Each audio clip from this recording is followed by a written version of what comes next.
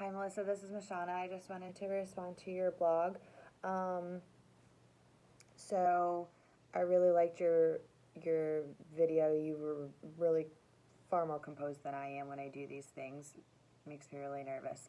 Um, but so first of all, the one thing that you pointed out, two things you pointed out that were I noticed and had an impact on me actually was when you were talking about you noticed that all three counselors use silence, and I didn't notice that myself, and it actually is really applicable to me because I always feel like I have to fill the void. I'm not good with using silence or practicing it, so that's something that I'll have to implement for myself, and I think I need to do in my own personal life, but and then also you talked about how the counselors were leading. And I noticed that with one of the counselors, but I didn't notice it with all of them necessarily. But that's definitely, obviously, a really important technique to be able to learn.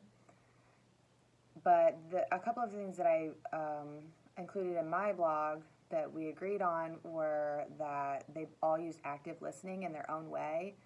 And they use summarizing as well. I noticed that also.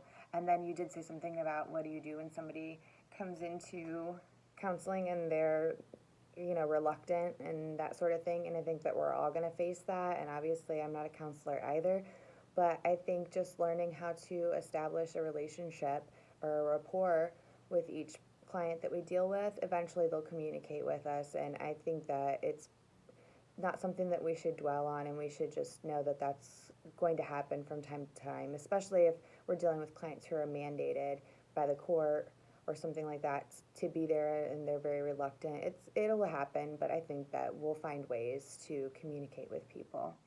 So thanks for listening to me.